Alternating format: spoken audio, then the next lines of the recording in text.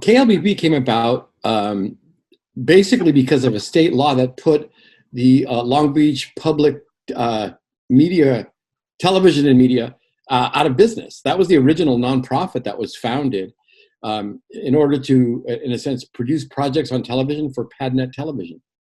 The group had to regroup, and there was a license for a radio station, a low-power radio station, available in the area. And so that sort of is how we got started.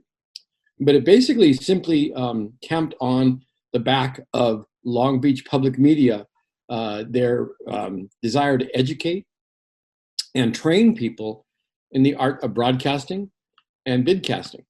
So that's pretty much the bones of how it came about. So the mission of Long Beach Public Media, which really is the parent organization for KLBP Radio, is to provide access in the community to those people who want training, education, and help with their podcasting or radio activities, radio broadcasting activities. It will at some date have a video component because we are going to be working with PadNet closely to develop some cooperative simulcast, radio and video. So that's coming about. But primarily, it's to give access to an unheard voice. So whether it's a singer, a musician, an artist, a songwriter, a talk show host, or a journalist. And those are our priorities, though we do provide a lot of entertainment. I think it's really important to be able to give people a voice or a place where they can be heard, whether it's streamed on our internet or broadcast over our terrestrial signal. And the reason being is because there's no way in. There's a difficult way in.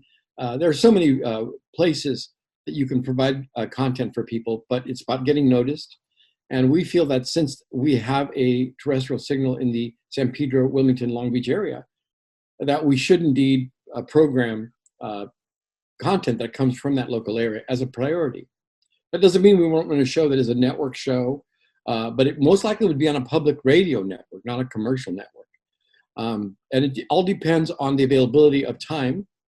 Currently, we are stocking up on new shows, new hosts, new programs, producers, but it'll be on availability of time for other shows. We have rejected some shows from other parts of the country because we feel they really didn't have a Long Beach connection of any kind. But it may be that somebody here is producing a show that's a national show on public radio. We do want to include those people as well. Well, we've got some terrific shows. Starting with the early morning hours, we have a show called Morning Intentions, which is produced by a local businesswoman, Jocelyn Fee, who runs a company called Sacred Roots. And it's a wonderful show getting you set up for the morning with music and meditations and concepts and wonderful things. It's followed by my show, 8 to 9 a.m. every morning, Monday through Friday, Mornings on the Beach, a irreverent take on the day's headlines and zeitgeist, pretty much. Whatever's going on, we talk about, and we have a lot of fun with it. There's a wonderful show that I want to highlight called The Shameless, and that is done by a young producer, Nicole Mackey, a local comedian, who brings on one guest every week, and they get to talk about their most embarrassing moments in life, and it's really funny. And then the guest plays songs that connect them to that memory. It's really a lot of fun. And then some of our other talk shows that are notable, Bear Law, produced by a local lawyer, Robert Bear, and he has been on the air since the beginning of KLBP with a great talk show, and always local guests, and a lot of fun on that show as well. And let's see, Let's Cope. Let's Cope is KLBP's quarantine response show. It airs twice a week on Wednesdays and Sundays at 1 p.m. And it's really also reaching out and serving the community with a lot of resources.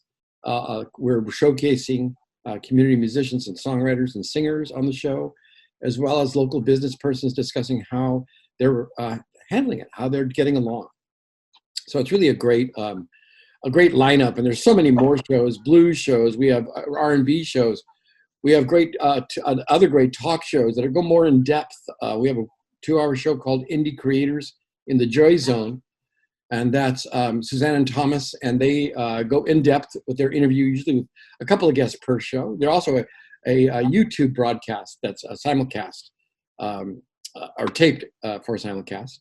So those are some of the good ones. I'm proud of our programming lineup, especially in the last couple of months since we started announcing we were taking programming.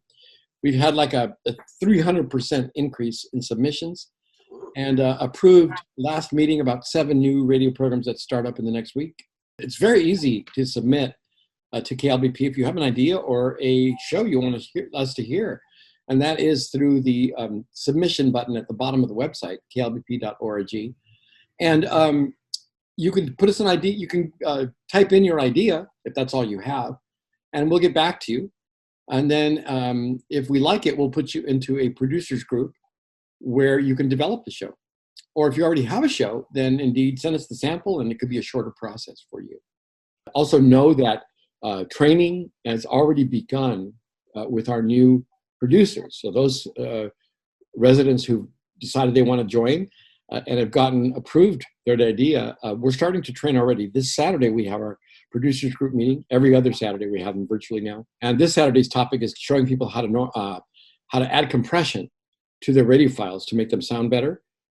That's the training we give. We give a specified training each week on how to develop your radio show. So if you're interested, get right on in, get your idea in.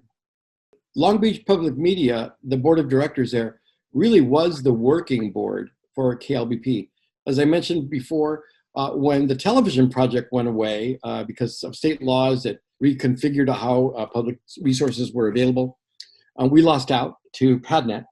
And so basically they reorganized their structure to support their radio station. So they really were a working board of directors, and sought out advisors in the community because they weren't all broadcasters. I was brought onto that committee probably in 2014 as an advisory person. Every once in a while they check in and see along the way, ask me questions, etc. As well as the other, I think there's 12 others that are on there who have served in different ways from the very beginning. And then when it came clear that we needed someone to helm the project called the radio station, I kind of stepped up because that's what I do over at Cal State Long Beach. And I stepped up and said, I can handle that till you can solidify the requirements for the position and maybe hire someone to do it. I don't really want to run 2 stations at once, but it's been kind of fun actually because I came to Cal State in 2012 and I began building up a very small operation. So watching it transform, I'm simply applying the same rules that I used in building up 22 West Radio. And it's been easy in a sense. The same projects, you just got to follow the timeline and get stuff done. And that's pretty much what I brought to KLBP, was a very active, solution-oriented management style. So let's get on the air, let's get done. And we did sign on actually, a year ago. However, our studios opened about 2.5 weeks before the quarantine self-isolation orders. So we've been staying at home because we want to respect those orders. We were new to the community and didn't deem ourselves as essential because our audience had not yet built up to enough where we would think that would be adequate and fair. And also in respect to the owners of the building that house us, their restaurant was reducing their hours. So making them open the station at 7 in the morning and putting their lives in danger, we thought, let's just wait. And so it's a good time for people to join because, man, we haven't yet been into our studios. I'm about the only one who's been in broadcasting. It's a good time to join because we'll all be coming in there together in the next couple of months, I would imagine. So we're running it remotely. Our access is easy in this new wonderful digital age. So we can insert programming. I create my morning show in my home and then send it to the engineer who uploads it every evening for broadcast the next morning. That's a secret. But it's a wonderful also task because I've never had that situation where I've always live. I've been live for 11 years on public radio, and this is the first time I've had to record in advance. And so catching yourself saying today when you should be saying yesterday, that's been a lot of fun. But my co-host stepped up and they're just great. And all of the students, interns at Cal State Long Beach decided that they would let their content also be heard on KLBP, which is a great sharing program. They stepped up to provide public service announcements about all the resources available for both stations, 22 West Radio at Cal State Long Beach and KLBP. Since radio evolved, I should say, well, basically, all of the regulations were reduced around ownership. And so basically, corporations rushed in and snatched up everything they could. And so the big voices control the messaging. However, their motives are really profit motives. And I'm not saying anything that's bad, but at the same time, their priority is not to educate the community with things that are less sensational, like news, public affairs programming. I mean, you can only talk about homelessness so much on a, KISS FM, or even a KABC, because people want to be entertained. But at public radio, you can delve into any topic you want to, and you can expand on those topics. And I think people do know the value of national public radio, which is a network, but at the same time, it's a concept that people around the country, the little guy can get to a microphone and he can make himself be heard. And if your presentation and your education is complete, you can literally inspire an audience to follow you. And that's exciting to me, that it doesn't have to be an experienced radio broadcaster. It can be somebody at home who's activist minded and has their stuff together and really wants to get on and spread a message. And also at the same time, to gather an audience. So having entertainment value in your programming is also important. But it allows you to develop in a way that commercial radio will give you maybe one season. And if your ratings aren't in, you're out. In public radio, you can really get on a radio station. I developed my voice after 40 years producing other people's voices. I stepped into the arena in public radio in 2007.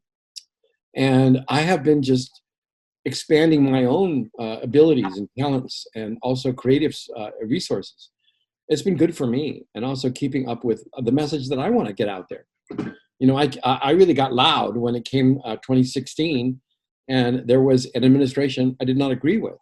But rather than sit on Facebook all day, I could get on the air and create a program that make you listen, entertain you, and make you laugh about the situation. That's my special bent on it. It wouldn't be everybody's, but it's mine.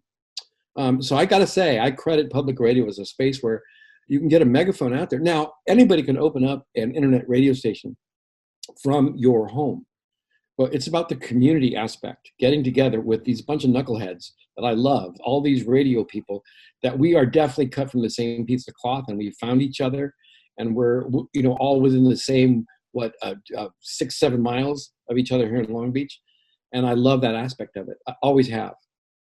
One way is on the website, there's a link for become a volunteer. And you'll meet our wonderful community organizer. She is Christina Gamble, our volunteers manager.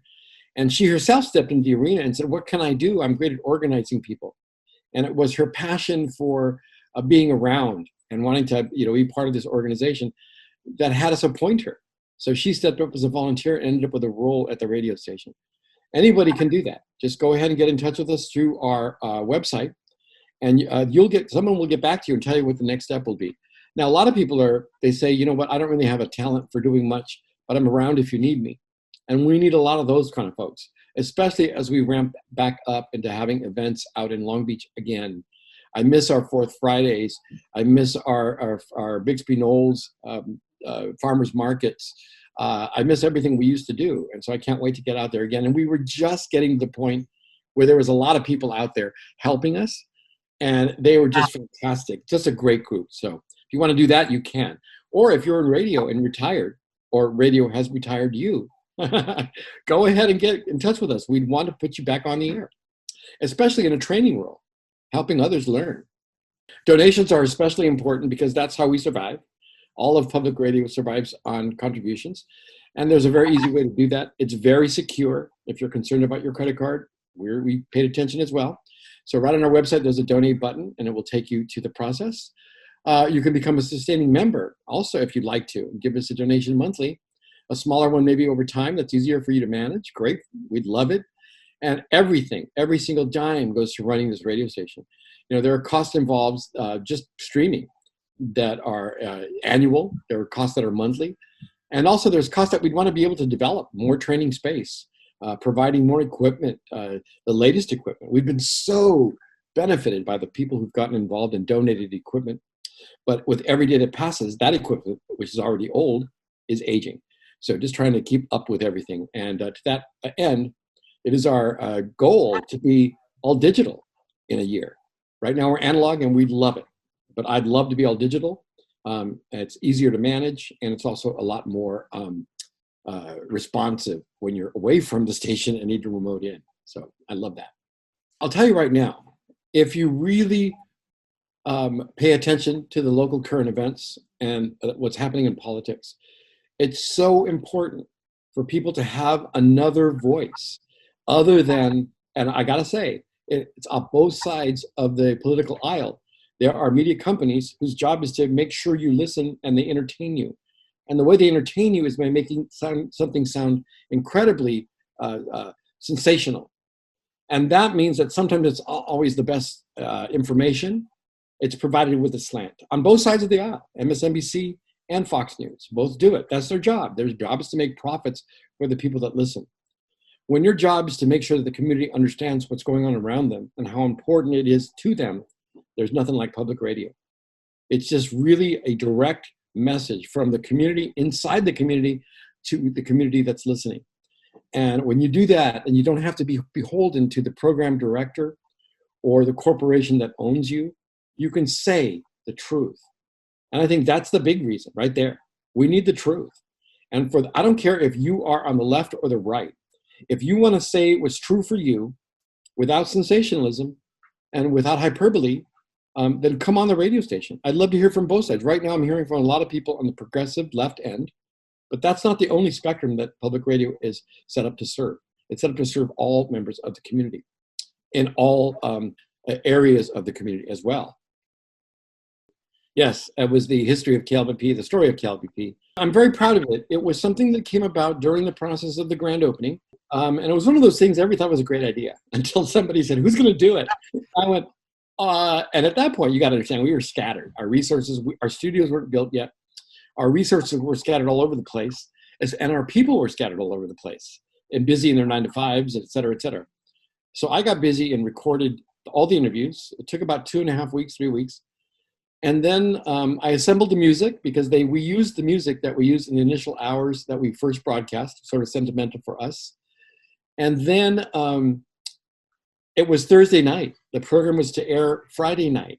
And I sat down, and I have to tell you something. It was inspired. I don't know what inspired me, but it was like painting with words and music, and it just came together. And I was so proud of it. We aired it on Friday night. We made some minor adjustments because in my hurry, I left 2 quotes that repeated during the show. So I removed them and fixed it a little bit up. And it aired with a little bit more of a soundtrack underneath on Sunday at 1 o'clock. And we sat in the studios together. And that was a moment. It just was those moments that underlines what this means to me. We were all these bunch of people that had just gone through this whirlwind grand opening month. We had a lot to do in a month to open the party. And had the party, and then we sat there the day after, and we just reveled in the fact that we were a radio station. And I left there that day going, this is going to be a great summer, and then the quarantine hit. So, yeah, I hope it's still going to be a great summer, but at the same time, it's going to be a little different, but we'll be right here. We can be in your ear anytime you like us.